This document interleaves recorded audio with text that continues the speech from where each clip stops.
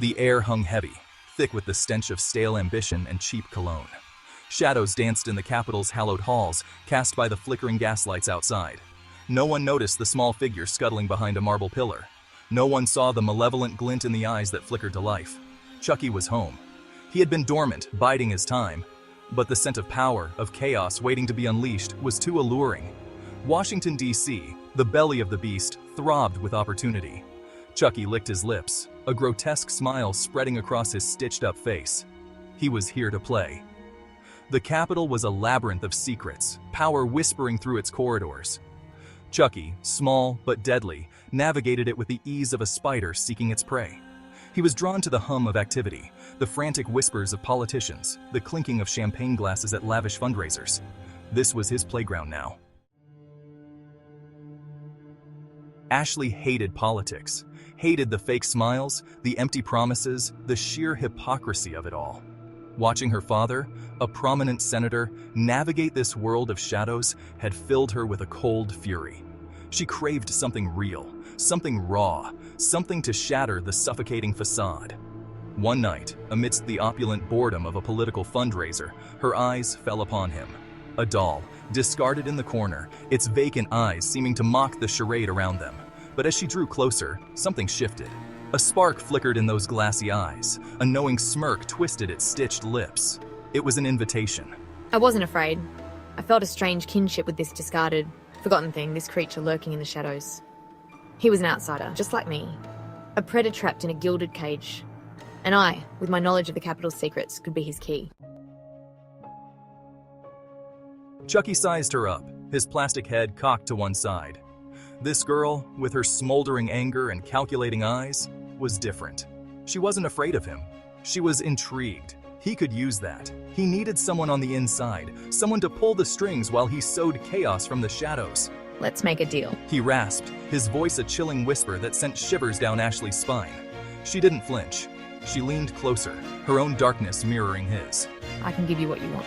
Power, chaos, revenge against those who deserve it most. He saw the flicker of recognition in her eyes. This girl, like him, had a score to settle. The pact was sealed with a shared look, a silent understanding passing between the girl and the doll. Ashley knew she was playing a dangerous game, dancing with the devil himself. But the allure of power, the intoxicating promise of revenge, drowned out any lingering doubts. Chucky, with Ashley as his eyes and ears, began to orchestrate his masterpiece. He fed her information. Whispering secrets gleaned from shadowed corners and hushed conversations. Ashley, privy to the inner workings of the Capitol, knew exactly where to strike, who to manipulate, what buttons to push. The Capitol, once a symbol of order and democracy, became their playground. Whispers of scandal and suspicion snaked through the corridors, planted by Ashley and nurtured by Chucky's malevolent whispers. Politicians, once untouchable, found themselves entangled in webs of their own making. The tension was a living thing, coiling tighter with each passing day. Paranoia bloomed like a poisonous flower, fueled by carefully placed rumors and meticulously orchestrated mishaps. The Capitol, once a beacon of order, teetered on the brink of chaos. Chucky reveled in it. He was the puppet master, pulling the strings, watching the carefully constructed facade crumble. Ashley, her initial hesitation long gone, grew bolder, her actions bolder, her smile colder.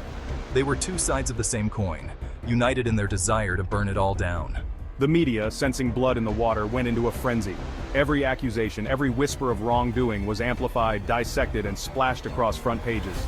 The public, once apathetic, watched in horrified fascination as the world they thought they knew unraveled.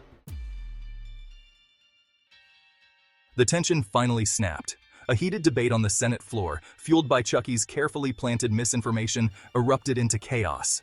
Accusations flew, fists collided, and the hallowed halls echoed with the sounds of a system tearing itself apart. Chucky, perched atop the gallery, watched with undisguised glee. This was what he lived for, the raw, primal scream of a world descending into madness. He had orchestrated this, note by note, a symphony of destruction conducted with a blood-stained knife and a wicked grin. Ashley, caught in the maelstrom, felt a surge of adrenaline, a thrill so potent it bordered on terror.